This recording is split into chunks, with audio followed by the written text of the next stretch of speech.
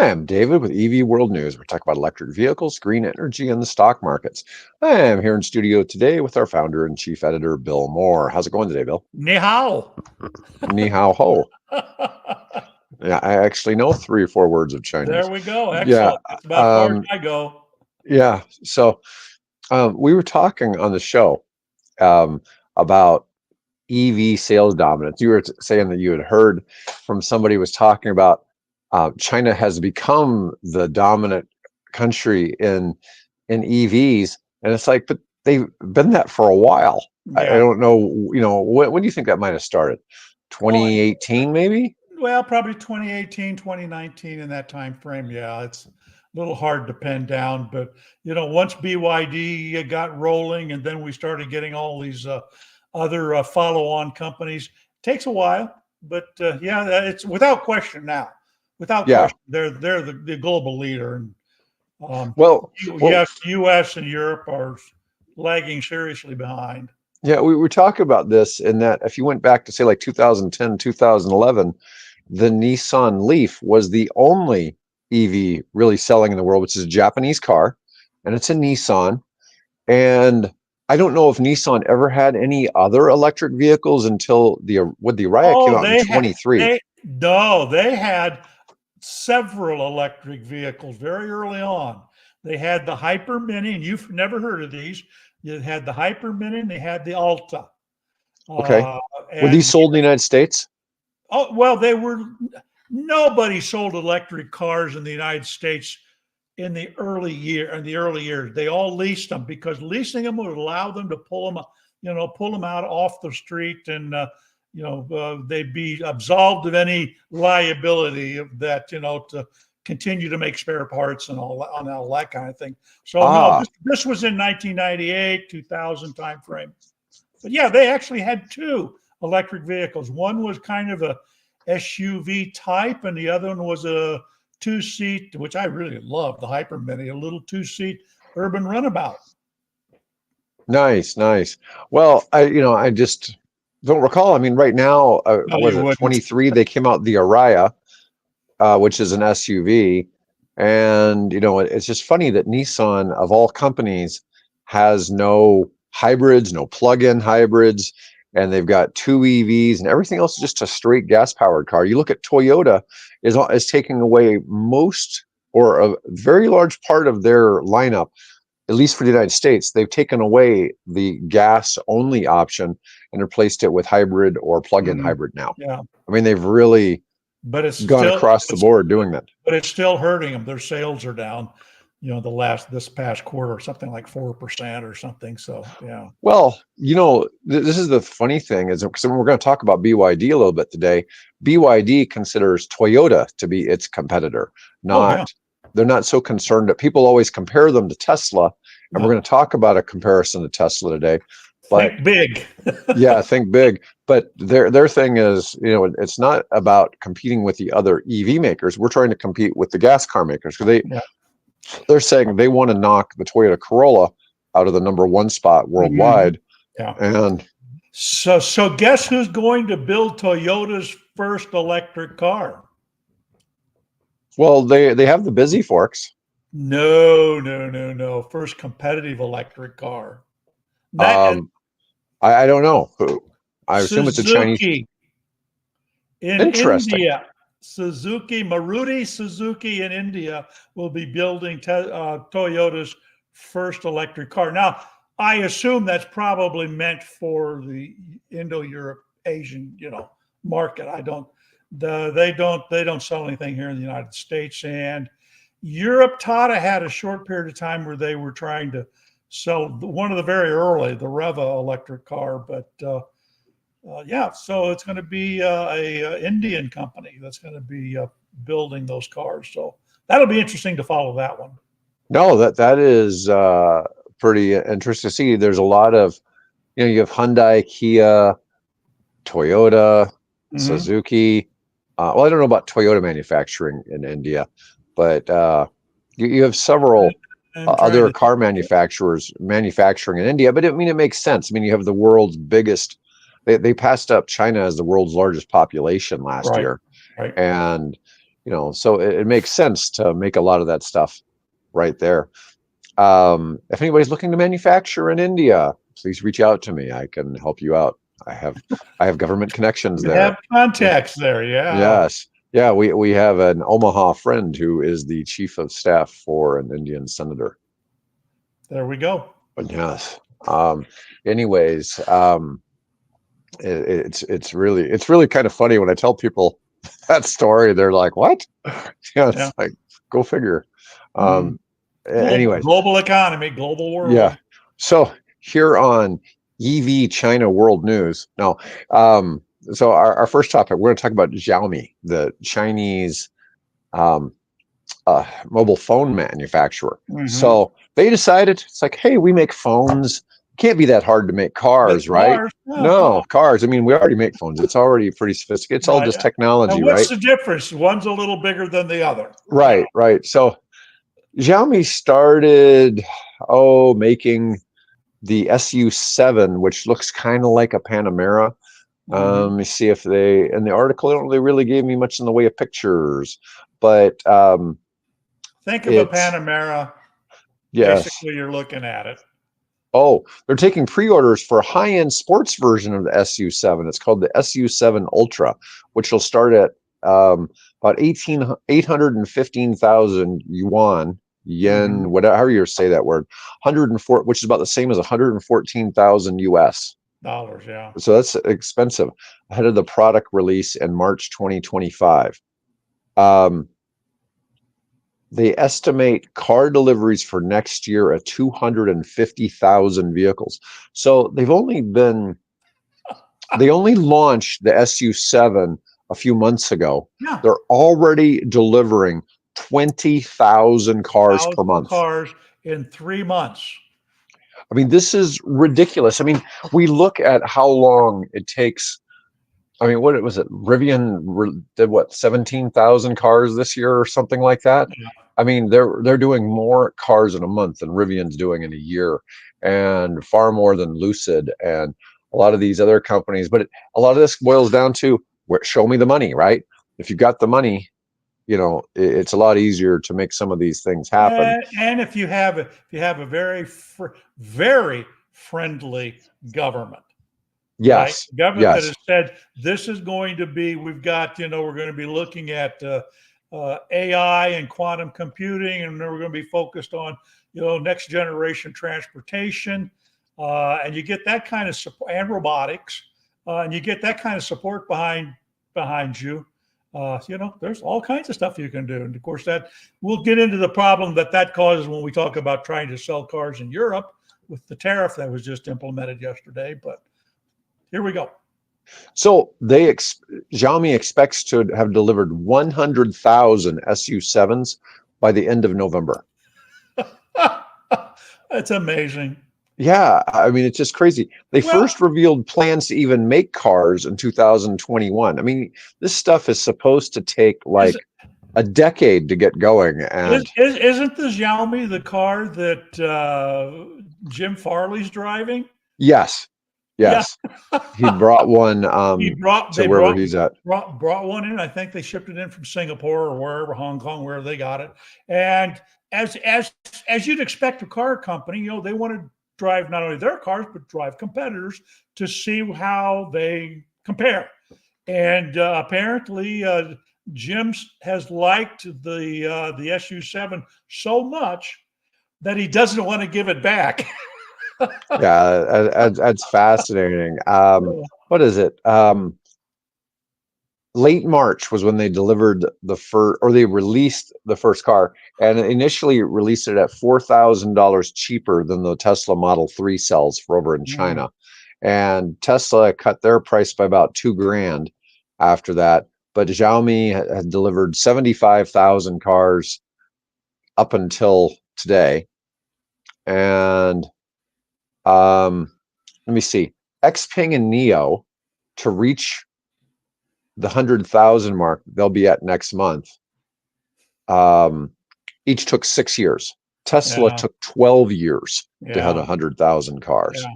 Now, I'll be honest, the car looks great. It's really inexpensive. It's got some really crappy reviews. I've seen all kinds of things bashing it. It's it's easy to dent. There's all these different things that aren't. Right. It's certainly not massively ahead in quality. Exactly. It's not Porsche, right? It's not Porsche. It's not Porsche. Yeah, let me see if I can find good pictures of it. But it's not. But it's obviously a knockoff, but it's a cheap knockoff.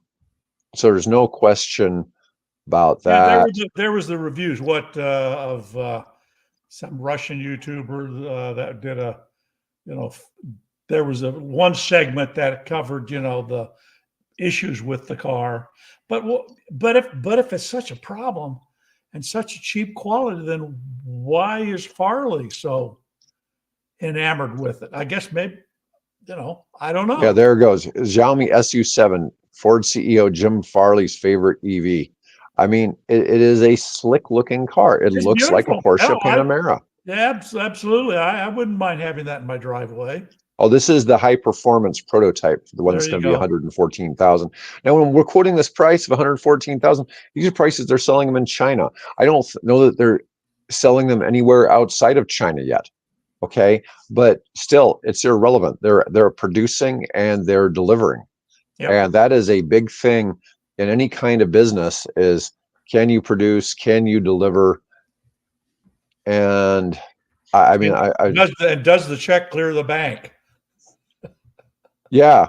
I mean, it's nuts that they're able to do this. So, anyways, while we're on the topic of China, we're going to go on and start talking about BYD a little bit. Mm-hmm. Okay. So, build your dreams.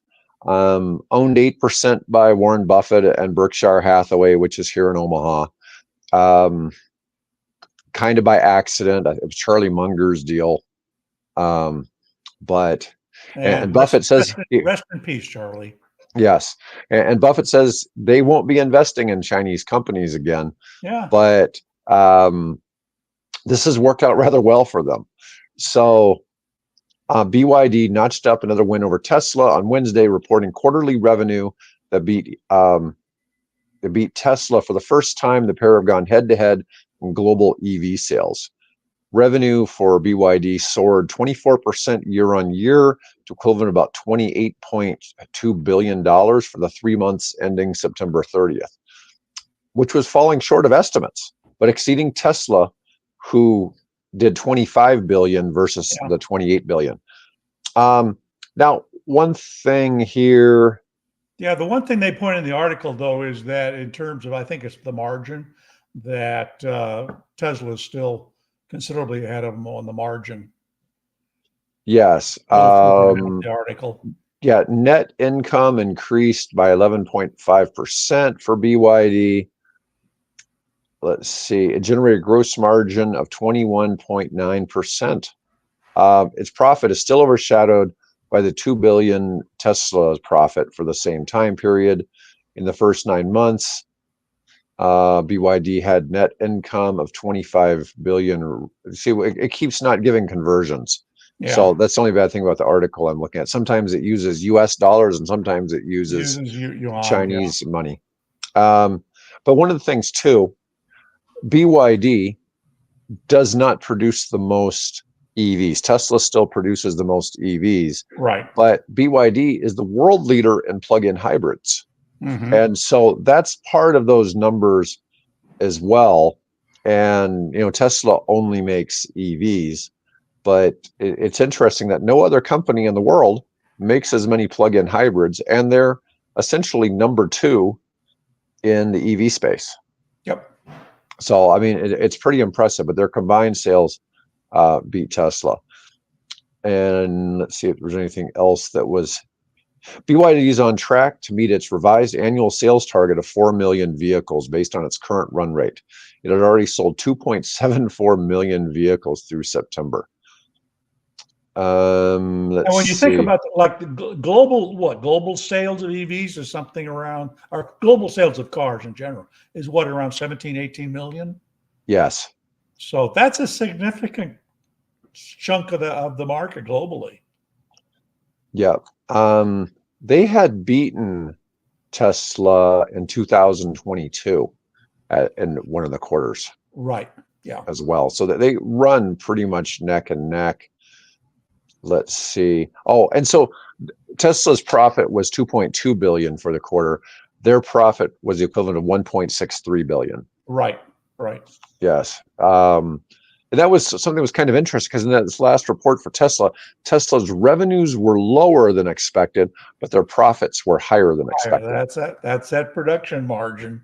Yes. And we've talked about this significantly, how Tesla keeps lowering the price of cars. I was looking at some other news about the Japanese breaking down some Chinese car EVs, trying to figure out how they were able to produce them so much cheaper. Yeah, it was the BYD Atto or Atto or however they pronounce it. Yeah. Well, one of their big things was, and this is already a thing, like one of the differences between, say, a Mercedes-Benz and a Toyota, okay?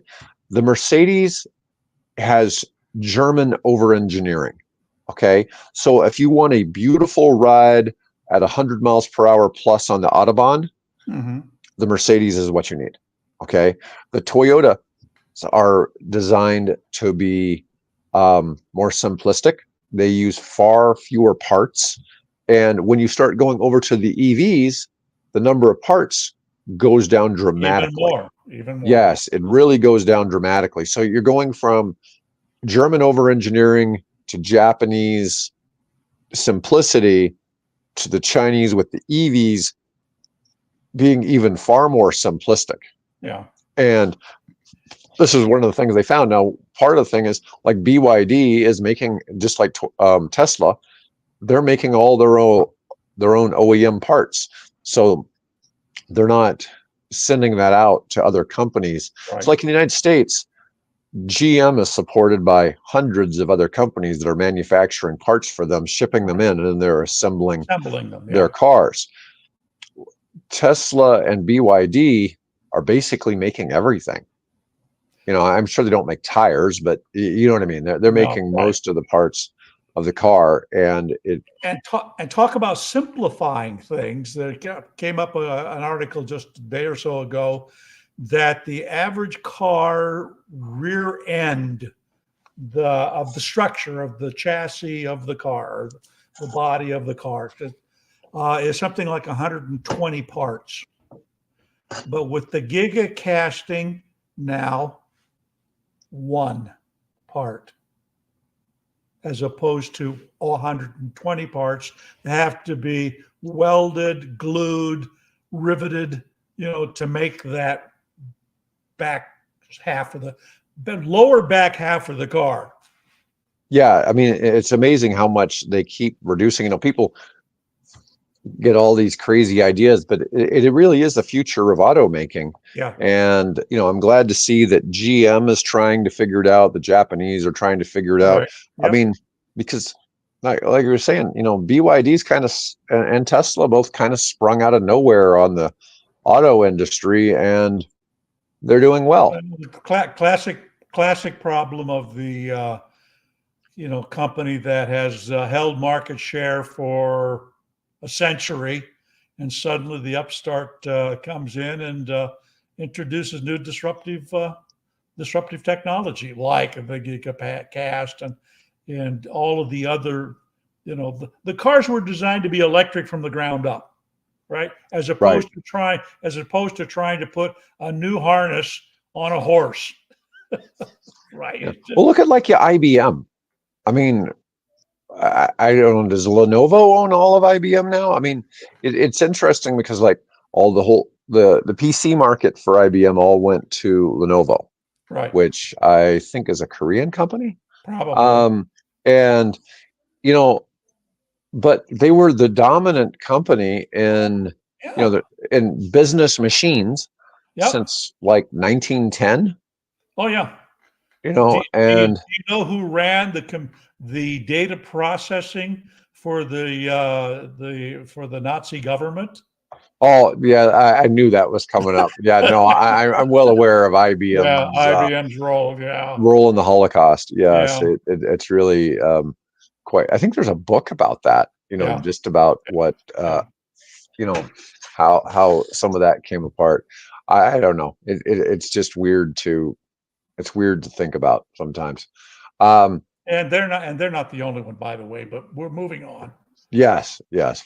We're not even going to talk about who started Volkswagen, but we are going to talk about Volkswagen.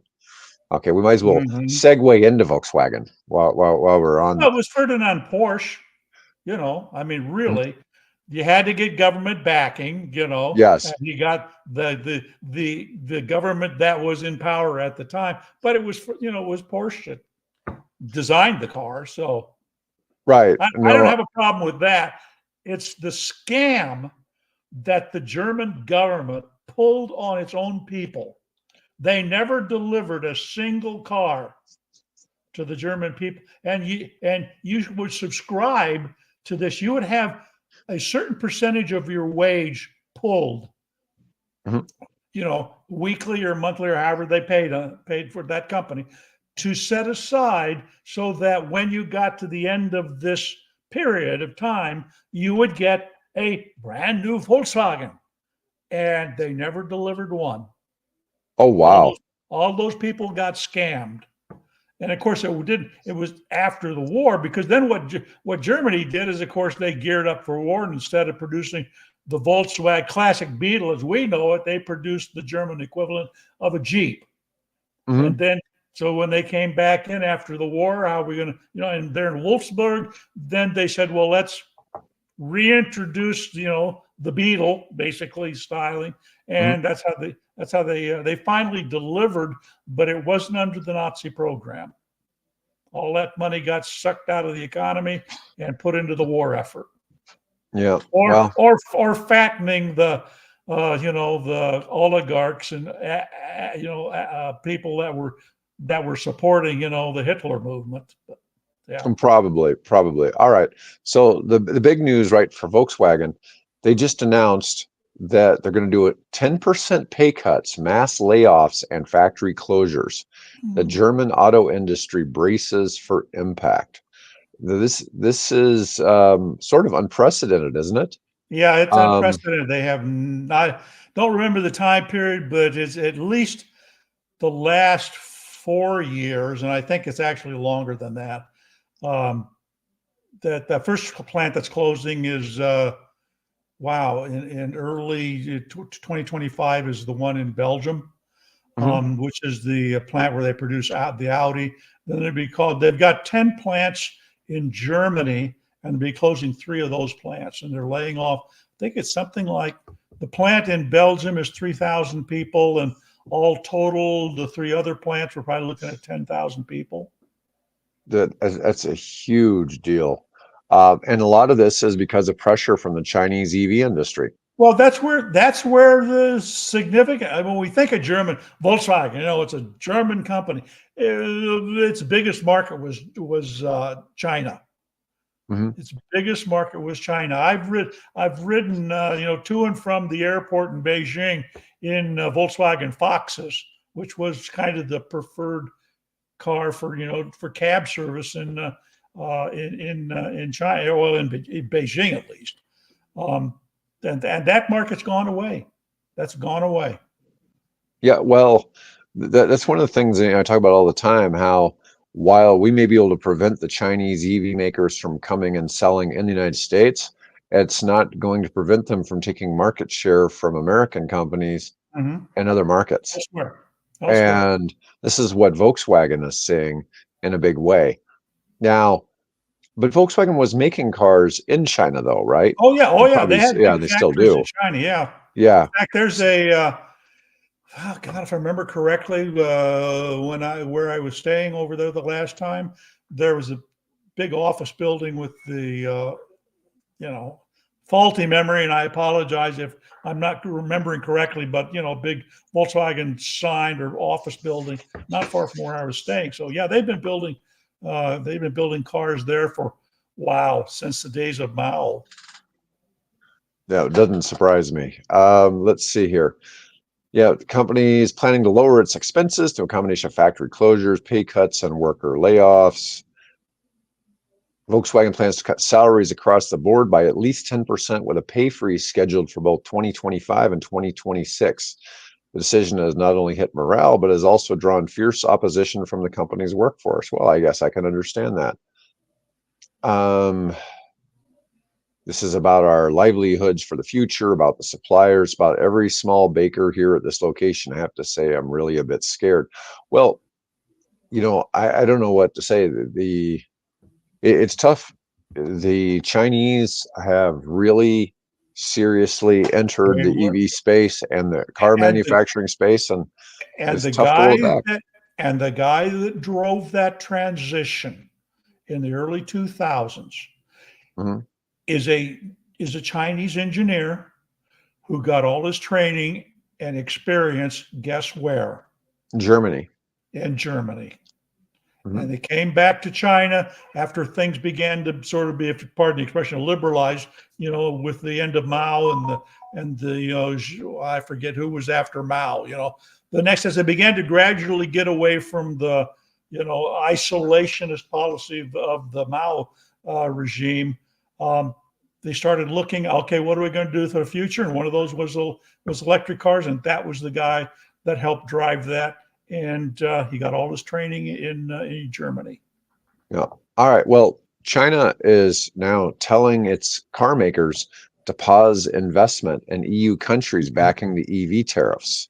Yep. Now, one of the things about doing the tariffs is you can kind of force some of these companies to start manufacturing in your own country.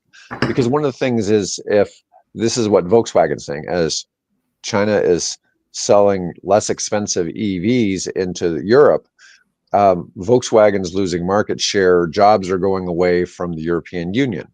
So the idea is the European Union puts tariffs on the Chinese EVs to help the local auto industry. Right. Now, part of that too is that, hey, if you want to keep selling BYDs in Europe, make them over here, make them in Poland, make them in Czechia, make them over here somewhere.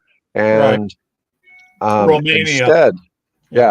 instead, China's saying, hey, stop investing in those countries. Yeah, And just let them come from pause China. until we figure out what's going on. Yeah. Yes. Exactly. So China has told its automakers to halt big investment in European countries that support extra tariffs on Chinese-built electric vehicles, a move that will likely further divide Europe. The European Union tariffs of up to 45.3% came into effect on Wednesday after a year-long investigation that divided the bloc and prompted retaliation from Beijing. Yeah, what they did, they created a kind of a stepped system. So if you're BYD, you're hit with, I think it was 20%. And if you are I forget now, the other manufacturer, it's in the article, the other manufacturer, you could be hit by 45%. I don't know who the 43% is, but what they did is they looked at how much subsidizing is the Chinese national government and Chinese local city, province, whatever they call them, governments, how much subsidies they're giving them. And then they kind of ranked it. So if you got a lot of subsidies, then you're going to get a higher tariff amount. And if you received less, then you were going to get, you weren't going to be penalized as much. But it averages out across all the various manufacturers at a little over 35%. I don't know who the 43% is, but wow. Yeah. Do you know how many countries? That's Xiaomi or something. Yeah. Do you know how many countries are in the EU? Total, it's up over 20 now. Yeah, it's 27. Yeah. And this is kind of interesting because this is how the support for the tariffs went. So 10 EU members out of 27 supported the tariffs, okay, including France, Poland, and Italy. 5 members opposed, so 10 versus 5. And of the 5, that included Germany opposed it, okay? 12 countries abstained from having an opinion. And it's like, wow, I guess they're really trying to please the Chinese by not you know, they're saying they want it, but they thought But better of it. we don't. Yeah, we will pass on expressing our official. Now it's interesting, that France supported it because China said they're going to impose 100% tariff on French liquor, Right, cognac. Yeah. cognac. Well, they could do wine as well. I mean, Oh well, sure they can do. Yeah, a whole raft of things. Yeah. yeah. So I think that's a little bit of a problem. Chinese automakers, including BYD, SAIC, and Geely, were told at a meeting held by the Ministry of Commerce on October 10th they should pause their heavy asset investment plans, such as factories in countries that back the proposal. Um, so that's kind of a interesting, move they may do. Europe accounted for 40% of the EVs shipped from China in 2023. Now, that being said, China ships into like 80, well, I know BYD sells in 80 countries.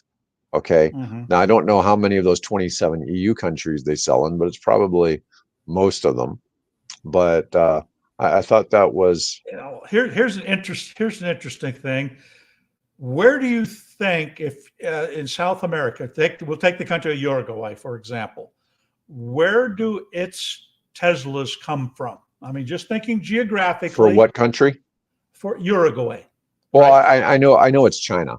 I know theirs come from China, not from the U.S. Tesla cars, right, come from China into right. Uruguay. Yeah, I think.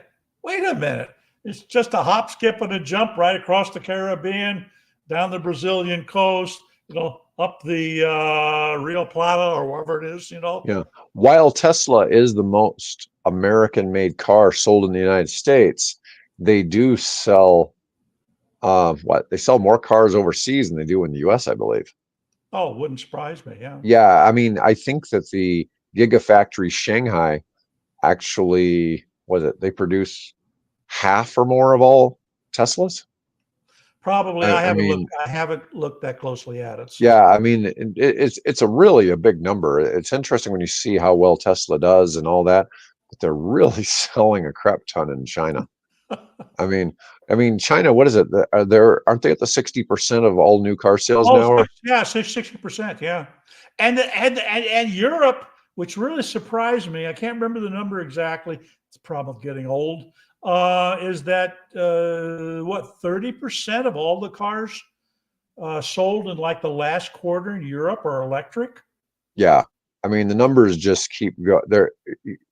Electric vehicles keep gaining market share and gaining market share, and you hear people trying to hate on EVs and all that as far as yeah. for government and things like that. But the truth is it's just a power plant and it's where cars are going, and it's the future.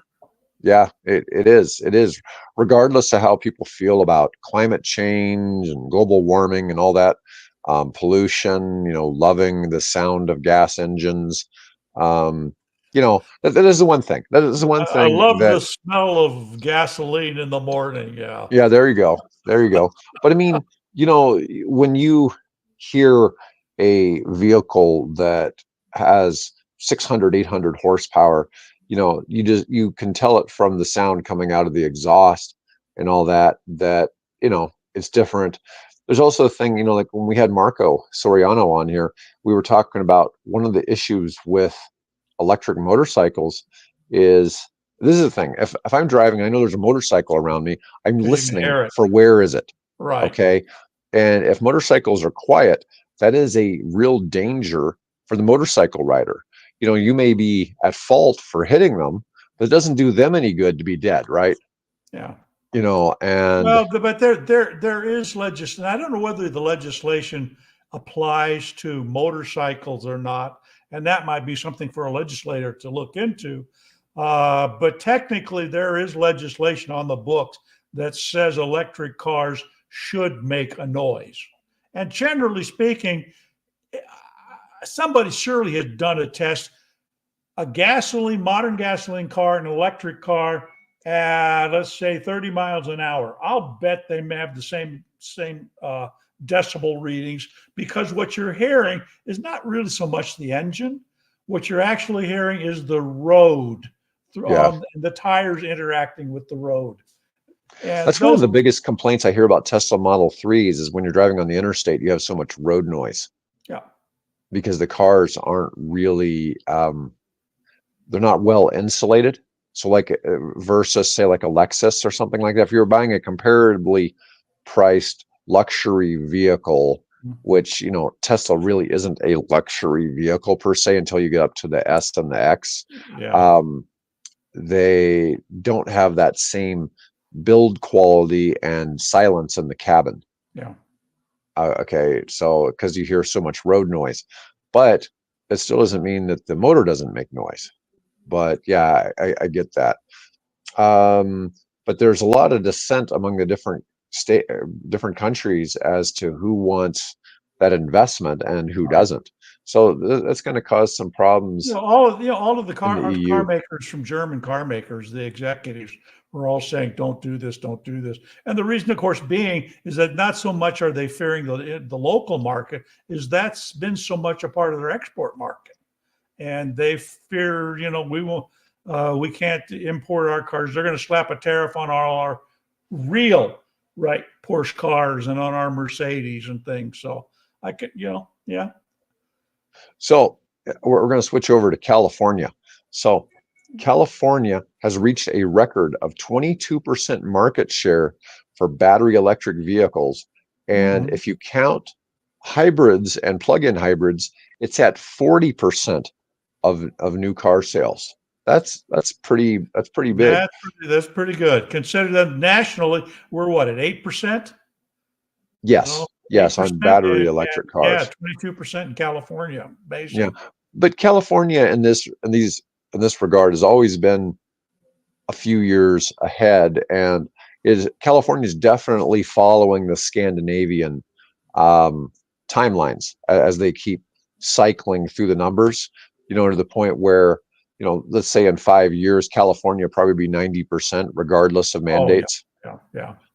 So I think, this is one of the things. I'm not big on the mandates. I think there's enough incentives out there, different things to get people to make the transition. And market conditions are starting to heavily favor EVs. So that wasn't the case. I mean, 2-3 years ago. They'll go away eventually. Yeah. The argument has always been that EVs are too expensive.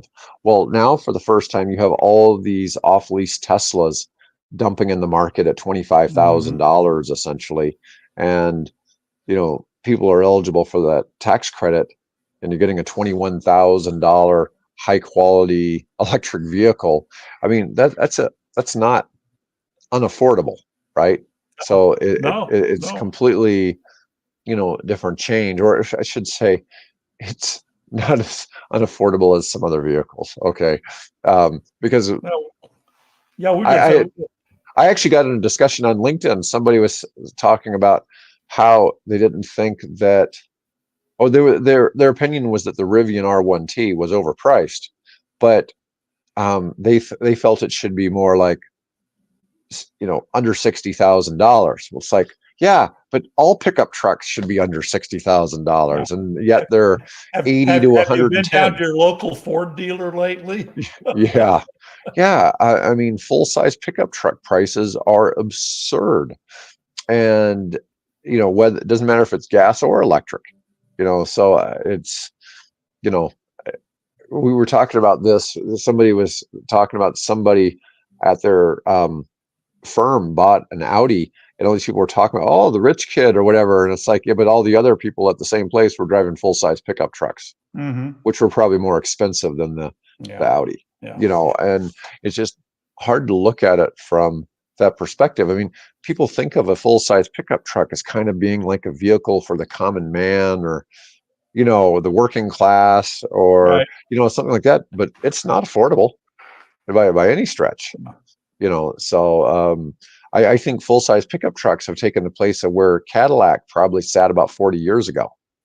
And that's kind of where things have gotten. But these numbers, where for California, let's see. Here's kind of interesting. I haven't shown much on the screen today.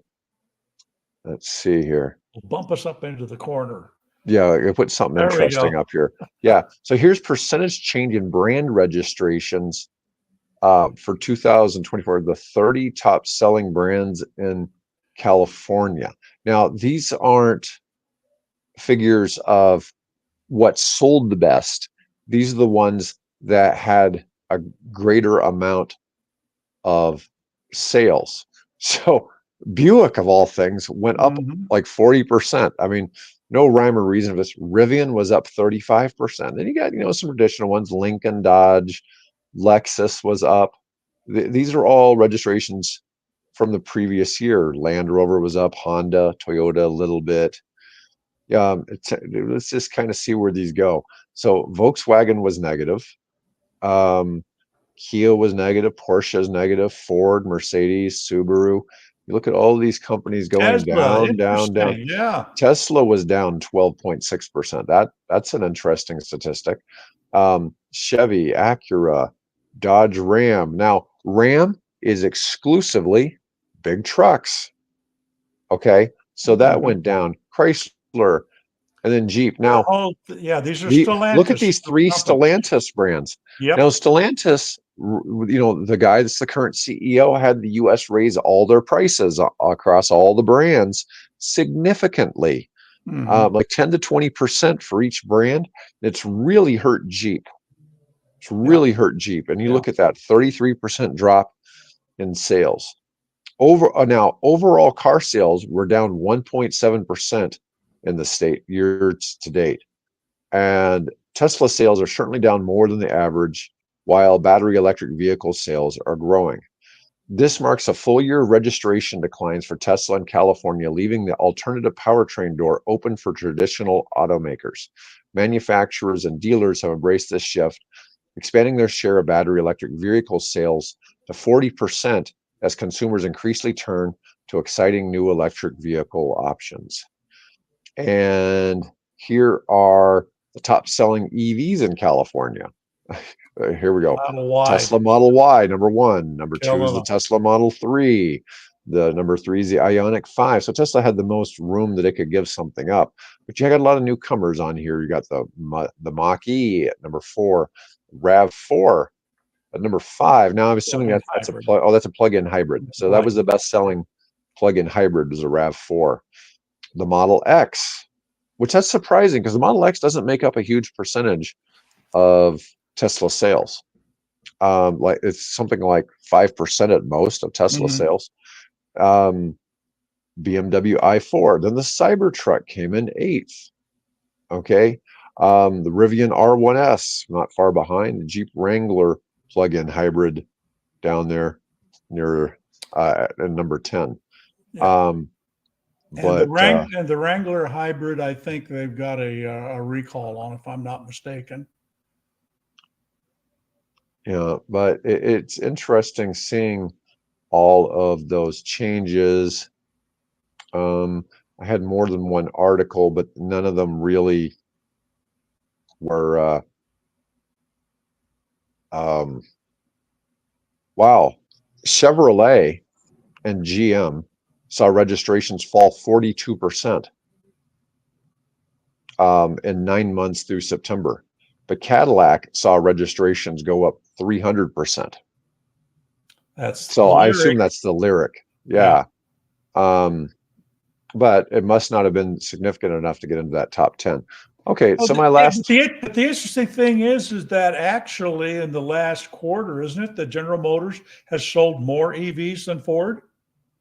Oh, they have. Okay. No, they have. And in fact, there's an article I put up on what Mary Barra was talking about, how they're going to stay the course and they're going to continue to work, on bringing electric vehicles more mainstream. They're pulling back from their engagement in China because it says that in China, it's just a race to the bottom. Xiaomi cuts its price. NIO cuts its price, BYD cuts its price, Tesla, it's just everybody keeps, that race to the bottom. And she said, well, we don't want to participate in that. So they actually had a pretty good quarter in terms of electric vehicle sales. Maybe Xiaomi could buy Aptera. Hey, but they did. Aptera just did their first low speed testing of their production ready vehicle. So they're making. I mean, it's slower than it's like molasses and spring If they or could just winter. produce something other than just a prototype. Well, you got to do it step by step, and I get it.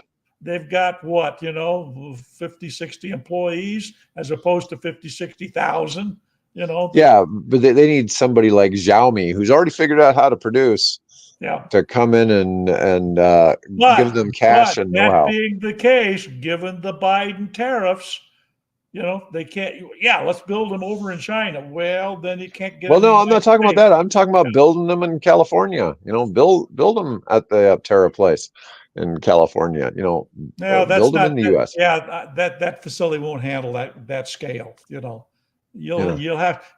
What you'll have to do is find one of those German plants that there you go. Volkswagen is trying to sell. Yeah, Maybe take over the one because they're trying to look for somebody to take over the Belgium plant. So maybe have somebody Xiaomi buy the Belgium plant, then bring production over to Aptera, and then ship them back over here. How's that? there you go. That would be kind of interesting. So Yeah. this last one we're going to talk about, this is kind of a social media thing. A lady posted that she got the EV credit. She bought a 44,000, or it looks like she bought a Model Y. Just says Tesla car. They show a picture, but it's kind of random. And the criticism, she took out a 7-year loan on a Model Y. And let's see, she financed a $44,000 Tesla. Oh, but she bought it in 2019. I didn't even know realize the Model Y was that old. Anyways, Maybe a first year then. A 3.99 annual percentage rate on an 84-month auto loan, 0 down. Ouch. But they got the $7,500 tax credit back then. And people were arguing about, Tesla prices dropping, how they'd be upside down and all that. But one of the things is, this is one of the things that Tesla does in their ads, is if you go on their site and you price a car, it not only factors in your actual payment, it also factors in, it asks you to put in how many miles you drive a year, and it also factors in how much money you're saving in gas every month. Yeah. Which I think is a little deceptive. Okay. I don't think it's a real good practice. It should just, gas do that prices are doing this constantly. Right. Well, it asks where you live. It asks like what state you're in and how many miles you drive, and it does this estimation of how much you're going to save monthly in gas. But for a lot of people, that's pretty much a wash. Once you take the gas savings and you're converting, depending on where you're at, it's lowering in theory your monthly expense by a couple hundred more dollars, a few hundred more dollars, or whatever, versus electric. And so that's kind of how they push that out. The issue you get is you generally pay a little bit more car insurance on an EV. Yeah. And but they had a 602 monthly payment for 84 months. Yeah. But really 4% isn't a actually that. I mean, what are car? I'm trying to remember what I saw. Figure it's up in the double digits for car loans now. Oh yeah. Monthly car expense is rated at around $1,100 a month. Yeah. Now on average, I haven't gone to a bank for a new car, and God, I don't remember when. Now I bought mine used, and I paid cash. So yeah, the article tries to go on and argue that if you have a 7-year car loan, that car warranties usually only last 3 years or 36,000 miles. Tesla's is 4 years, 50,000 miles, but the engine and battery are 120,000 miles. Yeah, and and 8 years. And there's an article today in the headlines: one Tesla with 1 million miles on it and still running.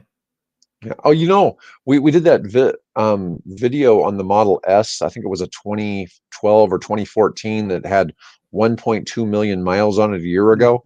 That Yeah. video still gets about 10 views a day, every single day. I mean, Yeah. it's funny. It just keeps going up and up and up. Yeah.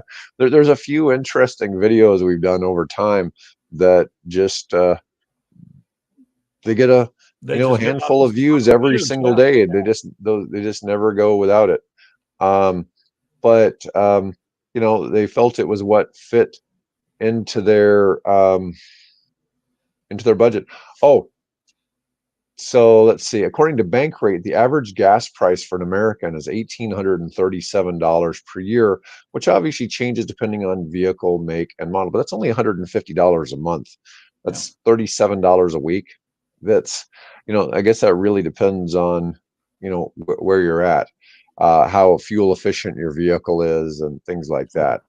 But obviously, having an electric car is you're not filling up the gas tank. You're plugging it in at home. There's some things there. I guess you have to weigh all of That that. Yeah, that's a bit. I had somebody come by the other day, and I was showing them, my electric bikes and my electric mower, and of course Hmm. my electric car sitting in the garage, right? And I said, Hmm. people are always asking me, how long does it take to charge an electric car? And I says, let me show you. Hmm. 1, 2, 3, 4, 5, 6. Done. Plugged in. That's how long it takes to charge my electric car. Now, of course, that's not from 50% to 100% or that kind of thing, but the actual time-consuming process of owning and charging an electric car is about 5 seconds. Grab the thing, open the door, plug it in, walk away, and forget about it. Yeah, yeah. You can't even get your credit card processed at the gas pump in that amount of No, time. no. No, it really is a completely different. It's You like know, it's like a cell phone. yes, Like always like exploding, like right? a Always like a exploding and catching on like a fire. Xiaomi cell phone. Well, Yeah. there was a car over in the UK, a Mercedes that I, they don't know what happened. It wasn't plugged in. It was sitting outside the family's driveway, and quote exploded. Now I well, that's And this whole explosion with batteries has been quite entertaining. so I'm wondering, of course, then I asked my friendly chat bot, are you aware of any other Mercedes cars that have, electric cars that have exploded? He said, well, there's the one in Korea. And I'm wondering, are there's Probably the something else, same battery. going on here. And of course, obviously Mercedes is going to get its engineers on it. They're going to be, taking the Right. car apart and trying to figure out what happened. But normally they sit there and they kind of smolder, and then and there's smoke coming out, and then finally the thermic reaction takes place, and you got the thermal runaway. But it's not like boom. Right. It's not like gasoline. No. Yeah, yeah. You do wonder about that because people keep talking about electric vehicles exploding, and I'm yet to No. hear of an electric car No. actually exploding. They always, whenever it says that, if you search for electric vehicles exploding, it just leads to electric vehicle fires, Fires. but Yeah. nobody ever actually shows one exploding. Shrapnel everywhere. Yeah, The yeah, thing is, that's not happening. They're not this exploding, and people particular aren't getting trapped in the cars because the generally, fire is so slow. You have unless they've gone, they've been hit a tree or something at 80 miles an hour. yeah. Other than that, if they're driving along and then, hey, something's smoking here, I pull over, and they can get out, and the car does what it's going to do. The interesting thing about the UK one is that most of the fire damage was at the front of the car. Now, typically in all of these cars, all your batteries are on the floor plan below the passenger compartment. Mhm. That's where you think the damage would be. But in this particular one, the photographs that were taken by the British Fire Department had basically all of the damage was up under the front inverter area, you know, where the electric motors and air conditioning and that kind of stuff was. That's where the fire was. So I'm almost wondering if there was something else going on there that wasn't actually related to the batteries itself. So I asked the chat bot, would you please notify me when there's a report on that? And the chat bot came and said, well, I can't really do that. Somebody's got to come up with a way to, you know, hey, keep me posted on these investigations and let me know what the results are. All right. Well, Bill, that's the extent of my topics I had for today. That's fine, and we've probably bored and entertained people long enough. So, no, folks, we appreciate you watching today, and we'll be back next week. Oh, and happy Halloween. Oh yeah, that's right. Bye. All right. Bye-bye.